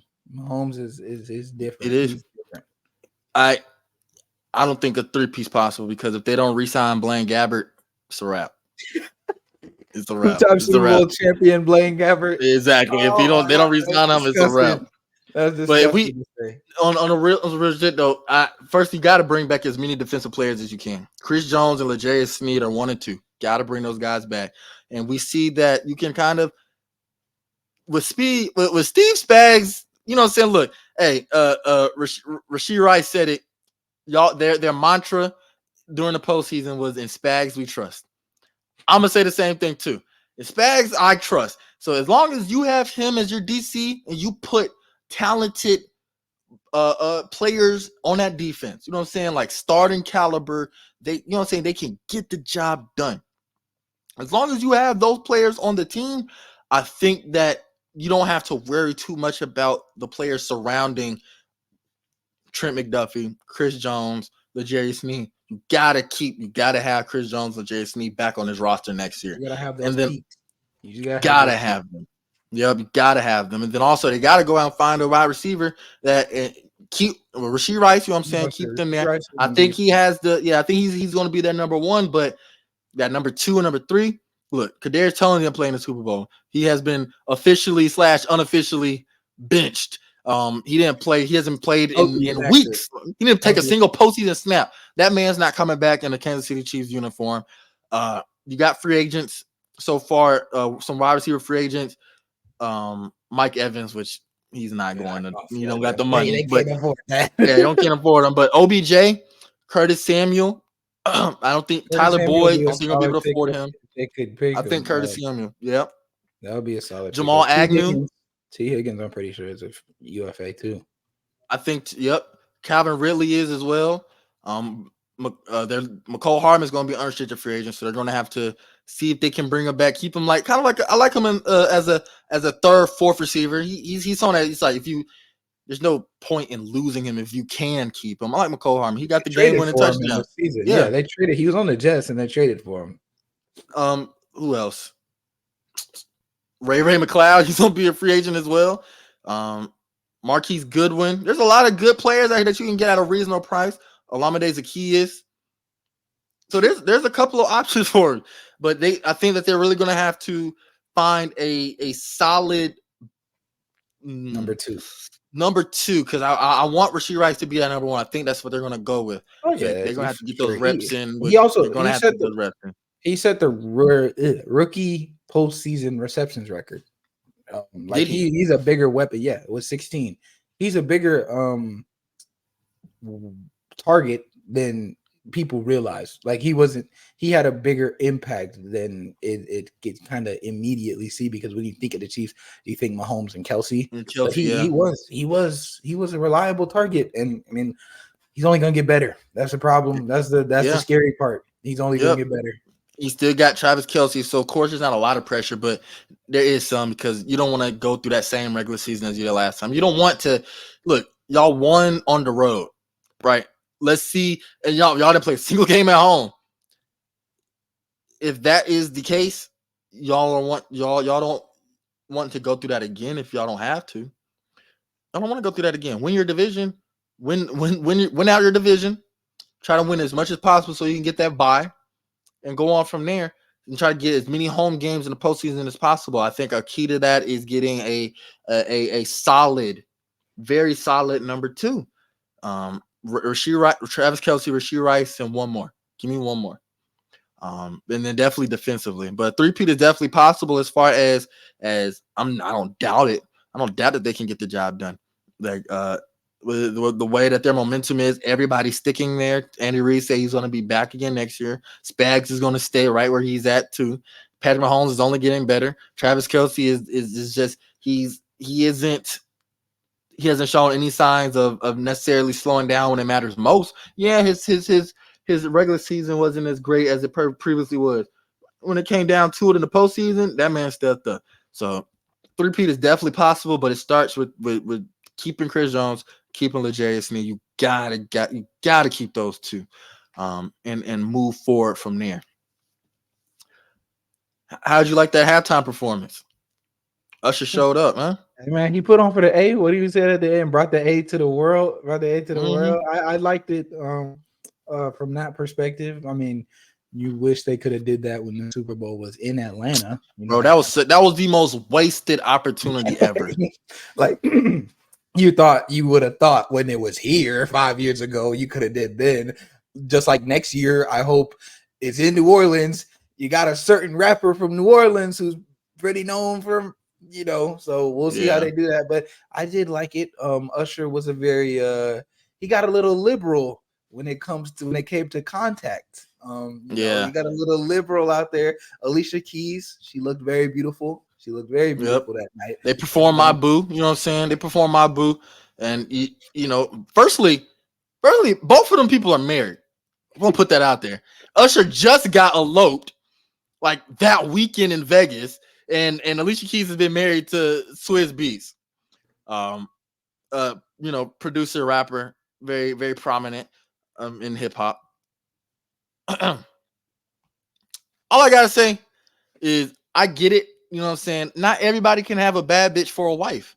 I get that. You know what I'm saying? Because you gotta understand that when you go out certain places, and you know what I'm saying, and then not everybody can have a performer for a partner. You know what I'm saying? Because now you're gonna be in those situations like how Usher had Alicia Keys. Movies, you know what I'm saying? You know what I'm saying? Right.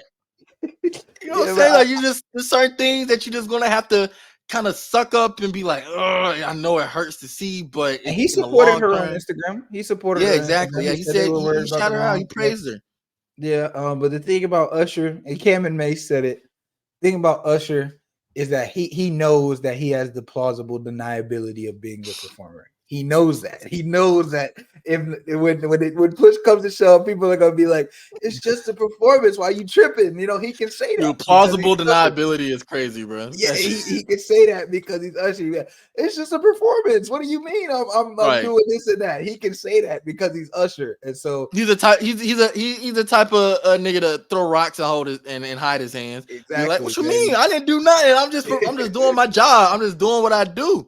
Yeah, I But ain't gonna lie, he was a little devious for that one. He said but he he had did the enough. same thing with Kiki Palmer.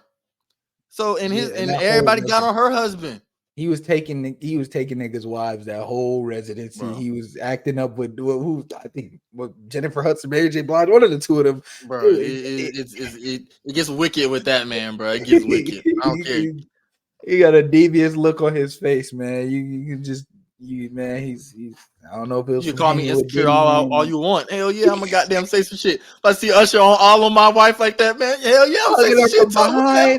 behind, and then she accepted it and laughed with her mouth open, laughing Bro, with the mouth open.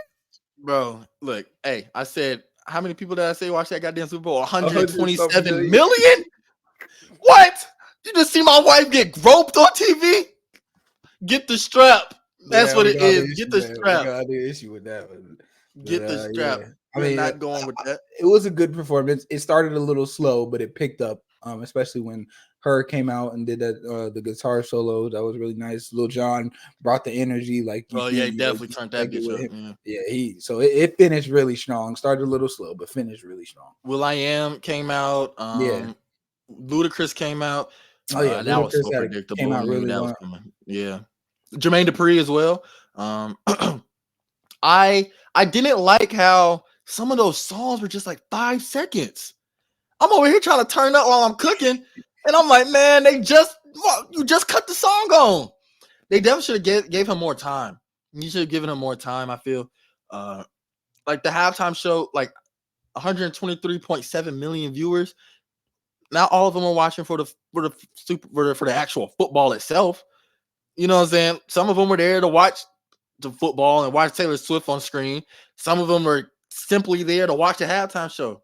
My mom only watched the halftime show. She was asking me about the game, but she only cut the TV on to watch the halftime show. Should have given him more time. A lot of people are there for that reason. Let's extend halftime a little bit.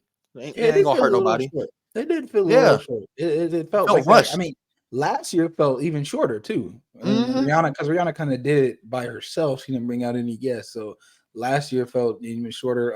Apple Music, this is only their second year sponsoring it, so you expect it to get better in the future. Mm-hmm. But it did feel a little short. It did feel a little rushed. And like you said, he was cutting songs like short. 5 seconds So in, I'm like, man, like you left on like, where's Daddy's home? Like, why you only playing Superstar for about 5 seconds? No confessions. I don't care what the content of the song is. I want to hear, you know, what I'm saying, some of his biggest tracks. Play some of this, man.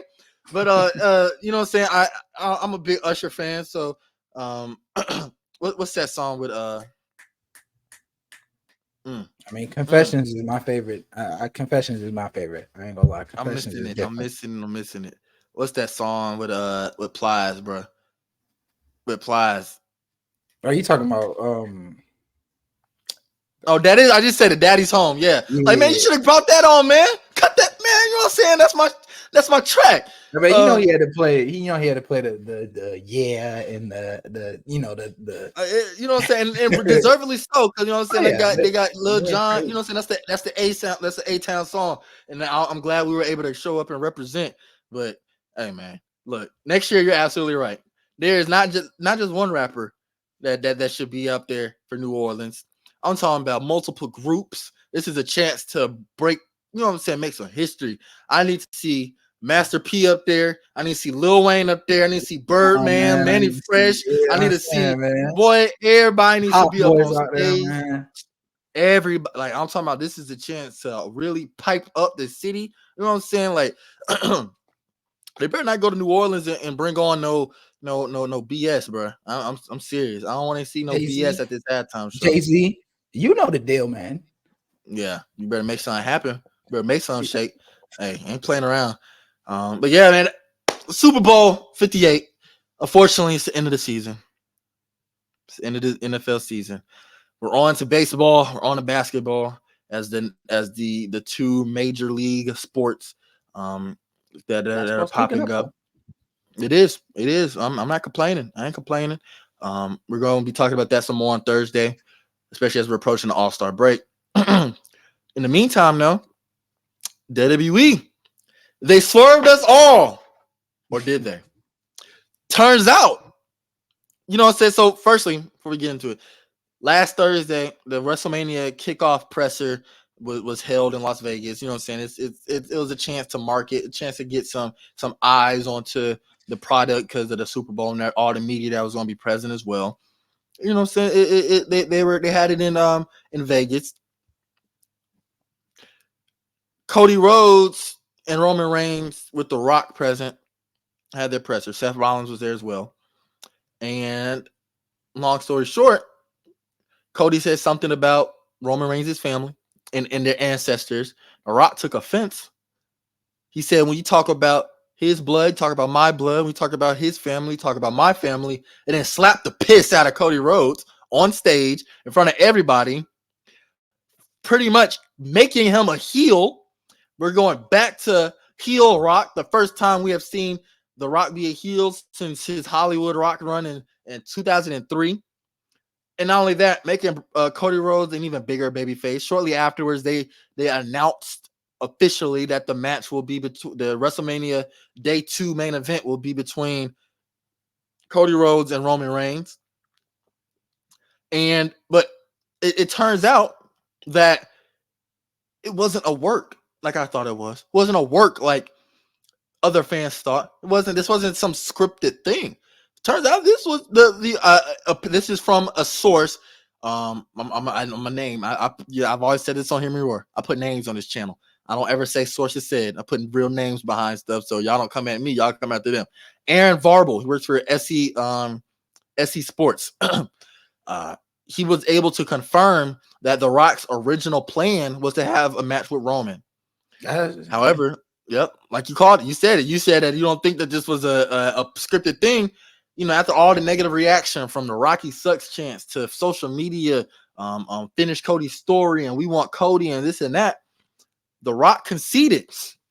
He said, you know what? I thought this was going to be what the people wanted, but it isn't. So let's just go back to Roman versus Cody. Kudos to him for doing so.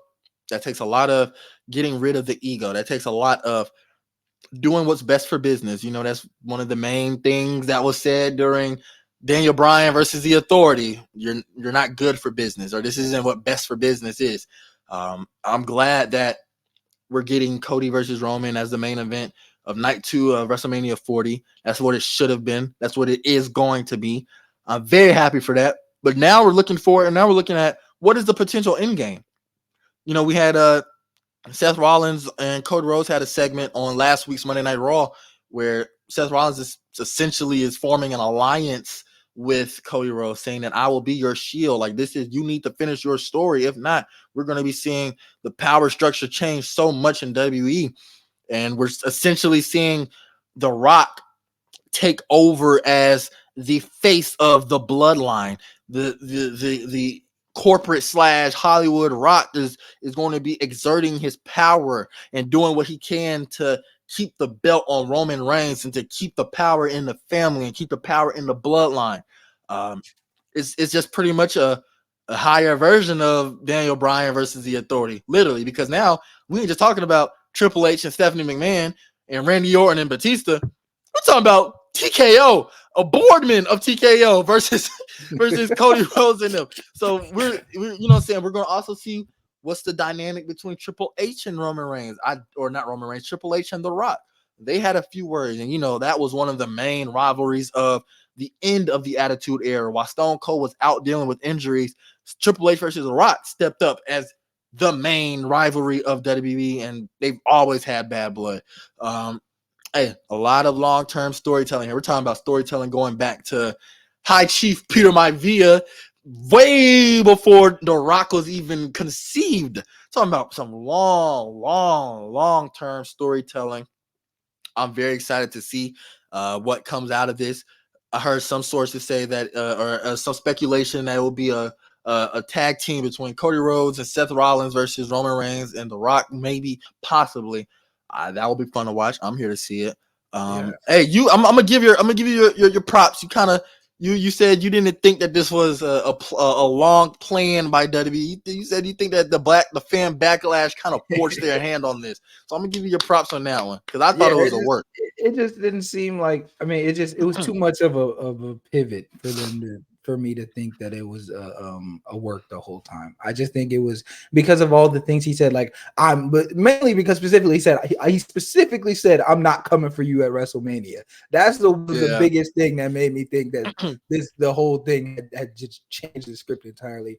But yeah, I'm excited. I mean, this is what everybody's wanted. This is what all the fans wanted, and I think it might have the potential to set up some huge attitude eras, because Cody Rhodes has saved Orton from the bloodline. He's saved Cena from the bloodline. He's you already know Seth is on his side. He saved LA Knight from Jimmy and Solo. So I kind of, you going into it, you have the feeling that it's not going to be straight up Cody versus Roman. Like, it's not just going to be one-on-one Cody versus Roman, like The Rock and Cena back in the day. I think there's going to be a whole bloodline versus Cody. There's going to be a side versus side type thing. And I mean, it's super. I'm glad they decided to go this direction because, like you said, bad for business. It was the wrong decision to switch him out.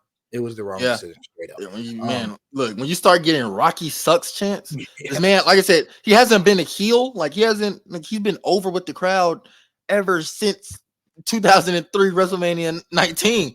That was it. Now, you know what I'm saying? Like, after he beat Stone Cold, and then, Stone Cold retired from in-ring competition, and The Rock went on to be fully invested in Hollywood, minus a few, pop-ups here and there in 2004.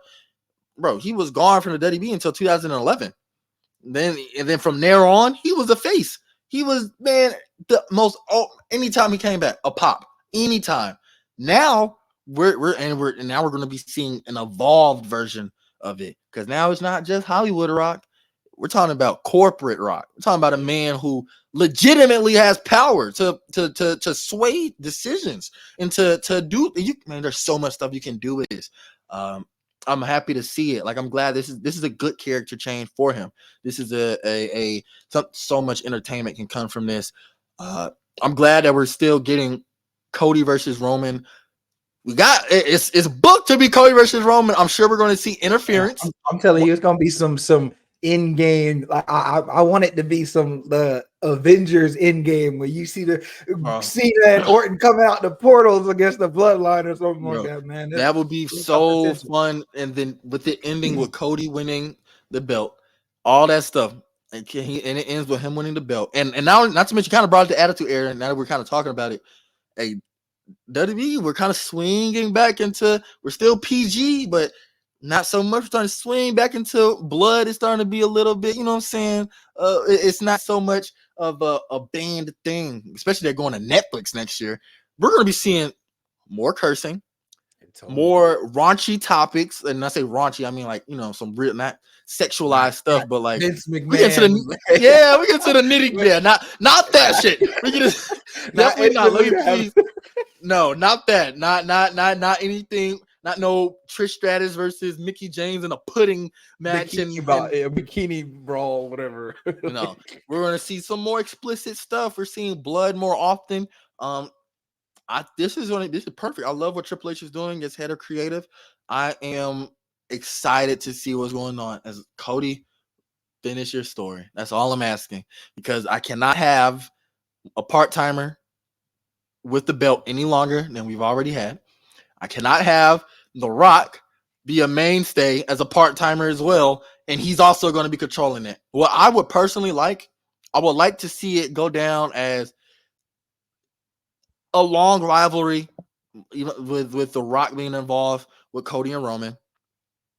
But the dissension in the bloodline starts to happen even more than it already has in the past, with now The Rock having most of the power. It's always been Roman Reigns, but now The Rock came in, and no matter how big Roman Reigns is, he ain't gonna be as big as The Rock right now, no matter what. So now The Rock is, now The Rock is the face of the bloodline, and with everything now, Roman Reigns is starting to get a little aggravated. Like, man, he's just coming in and just kind of little broed me out of my spot, and I'm losing this match. Like, I don't got my belt no more, or I'm like, cracks starting to happen, and then we can get Roman versus The Rock. Like, let that be the finale. Let that be like You know what I'm saying? That can be a send-off. That's a blow-off match. That's what you should do. Not Well, WrestleMania. I'm that's glad that they what. can do this. Yeah, yeah. Like you said, that and now that you say that, that sounds beautiful. The tension steady building with The Rock and Roman. If Rock is the reason that part of the reason that Roman loses his belt is because of The Yeah, Rock's interference. I just build that tension. You can still make Roman versus Rock work as long as it makes sense contextually in the story. That was the whole right. problem with Rock coming back versus Roman, is that it didn't really make It sense felt forced. contextually. It was, and it was forced. It Yeah, was not just felt forced, it was forced. And that it was if you can make it flow, there's Roman versus Rock could be one of the most viewed ones of all time. It's just as long as it flows. dude. There's no problem in just like, and they've already shown it, right? Cody and Roman Reigns' rivalry. It's going on 2 main events at WrestleMania now. So they got no problem doing something for a full calendar year. They did it before with The Rock and John Cena. Like they announced their WrestleMania match a full year before it took place. That is, and guess what? I was sitting up there watching every Monday night because I knew it was going to be something. I watched it. I was getting the magazines. I still got my magazine between John Cena and The Rock in my bin right now. Their tag team at Survivor Series. Like there's so I can talk about that era all day. But that's what you're supposed to do. And I don't want to say take the spotlight away from Cody, but you can still find a way to put Cody in there as well if you want. But what I agree with you. We're saying the same thing now.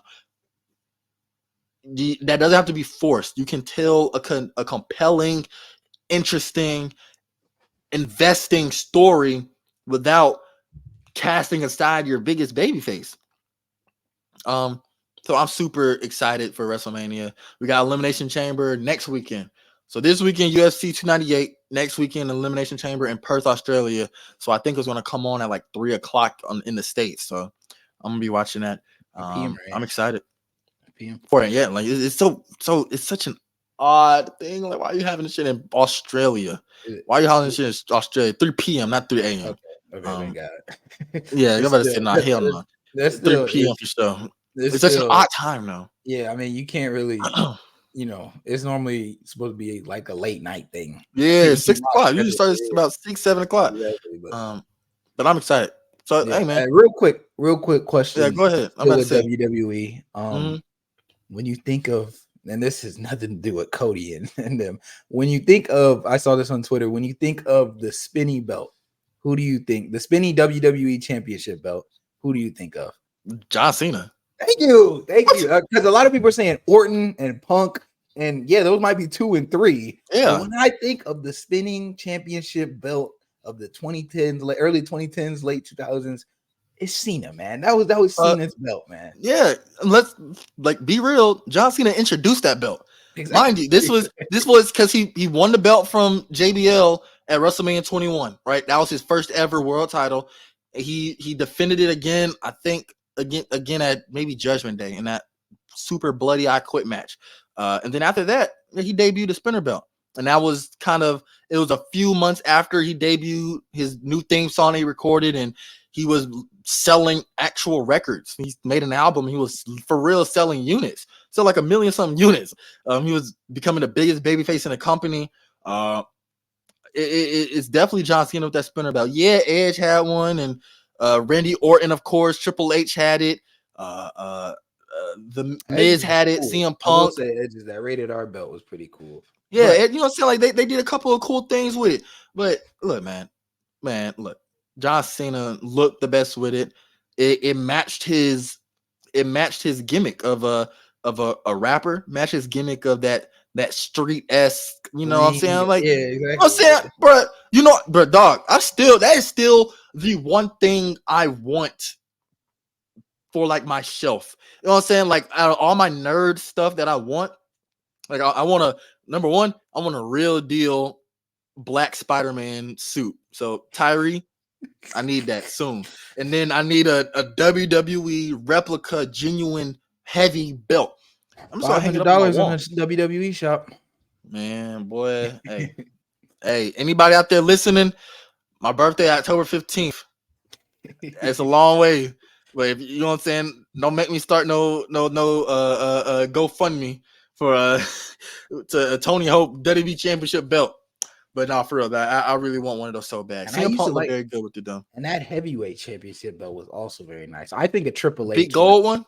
Yeah, I think a Triple H when I think of that one. I'm gonna be honest. I think of Edge because Edge firstly Edge won it the most. Edge had the most wins, or he won it the most.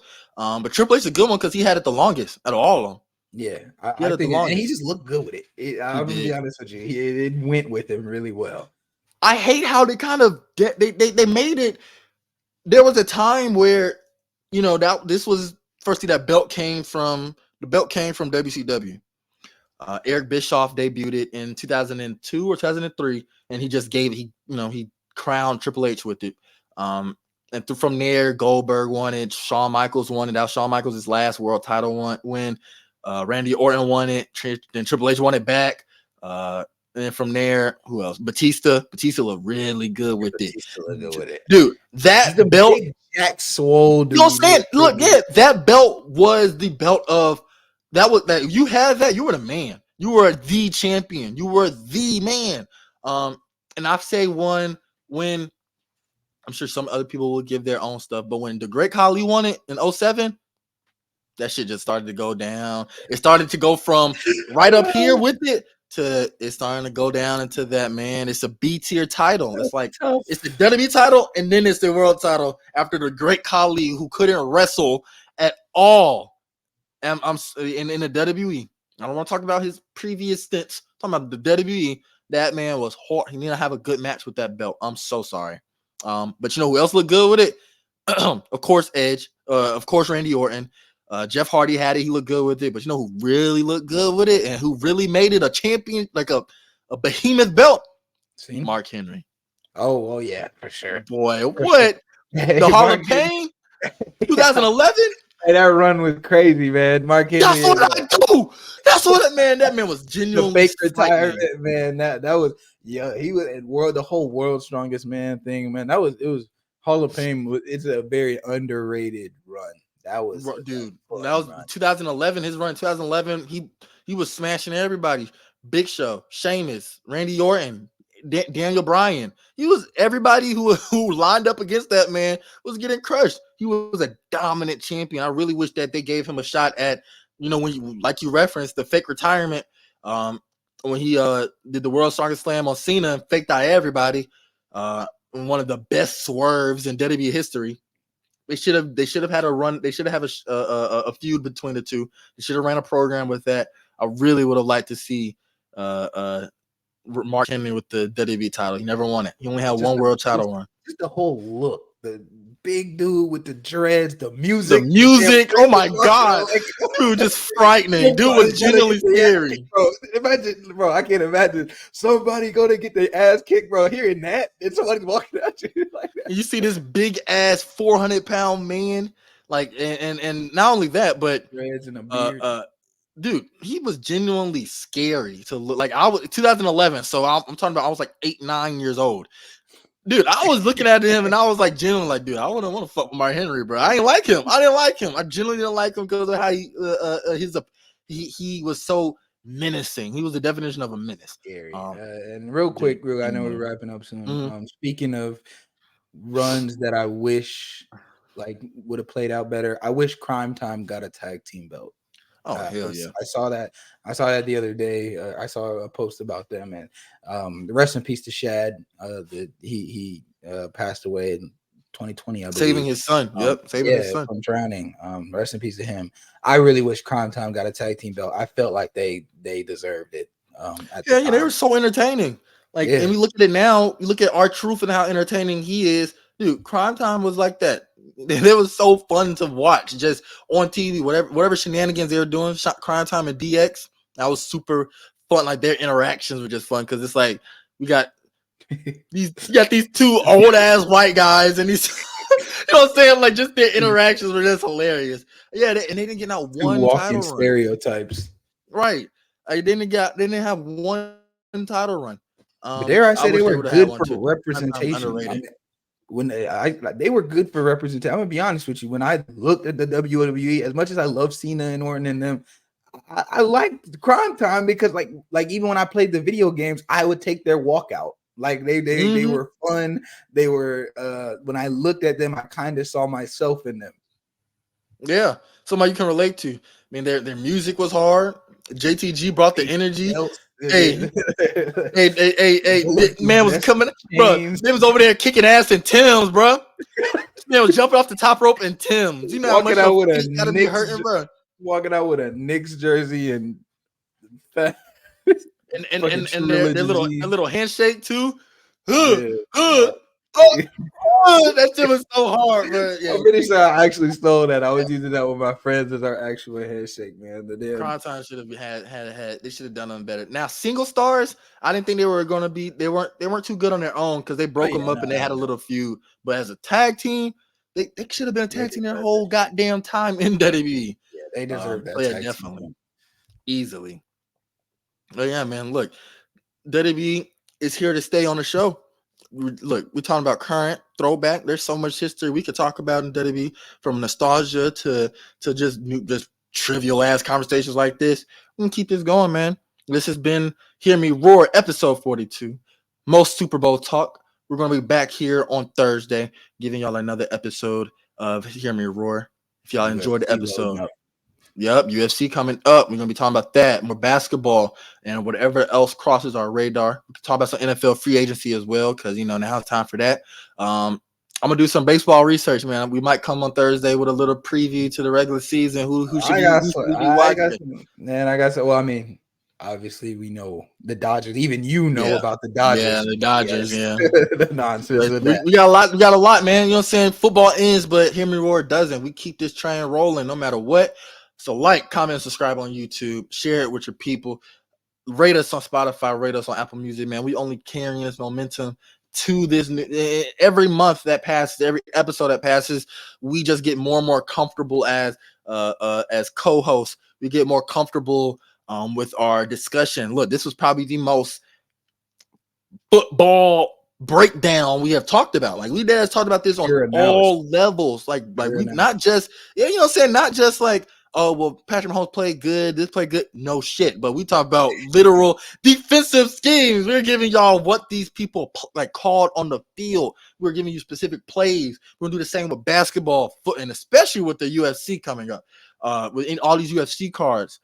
So, yeah, man, keep on supporting us. You don't want to be one of the ones that misses out. We're going to be bringing more and more content, more and more opportunities to showcase our knowledge and expertise. Hey, man, y'all hop on. We got a lot, man. We got a lot coming out, man. We got a lot. So with that being said, man, my name is the Tony Hope. That is Noble Lewis. This has been episode 42 of Hear Me Roar, and we are out.